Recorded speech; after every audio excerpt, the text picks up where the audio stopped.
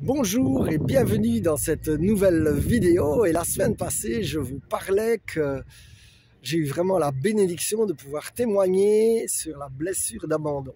Alors ce qui m'a frappé, c'est que Jésus l'a aussi connu, puisqu'à la croix il dit « Père, Père, pourquoi m'as-tu abandonné ?»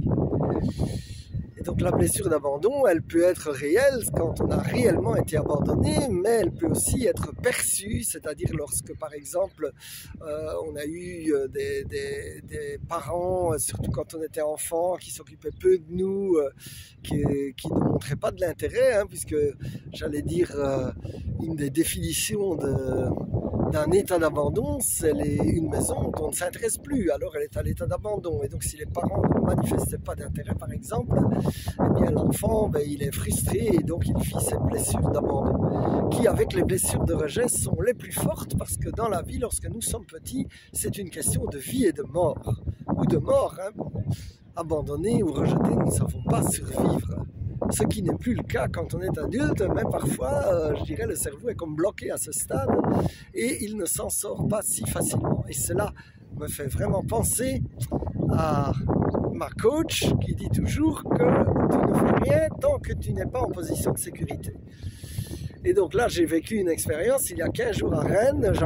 C'était le samedi et nous étions à une journée, à une convention, et le lendemain, j'avais besoin d'un covoiturage pour aller à 30 km de là à Monterfil, et le temps passait, la journée passait et pas de possibilité d'avoir ce covoiturage. Et au fur et à mesure, mon stress montait. Et autant à l'heure de midi, je n'ai pas eu de problème particulier, j'ai su socialiser pendant le repas.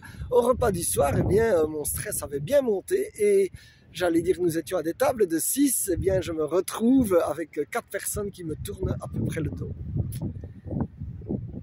Et manifestement, en tout cas, moi-même, je n'avais ni l'énergie de socialiser, et je voyais que du coup, ça générait la même chose de l'autre côté. Et donc je dis, c'est pas grave, il y a encore une chaise vide en face, peut-être que j'aurai une personne là. Et bien, manque de peau, quelqu'un vient prendre la chaise vide. Et donc là, j'ai compris.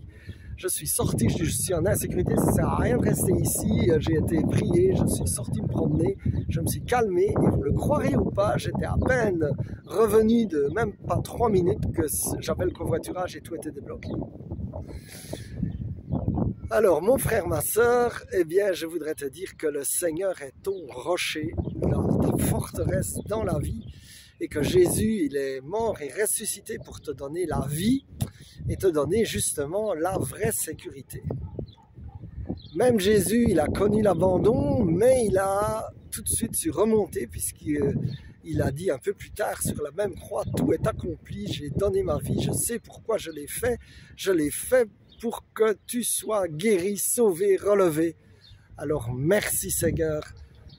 Et en ce jour de Pâques, eh bien, je te loue et je te bénis Seigneur, que tu es ressuscité et que grâce à ta résurrection, nous recevons la vie, que nous sommes relevés et que tu nous offres un nouveau départ. Alors mon frère, ma soeur, je prie que tu reçoives ce nouveau départ, que tu reçoives cette vie, que tu reçoives ce relèvement. In Jesus' name, Amen, Amen, Amen.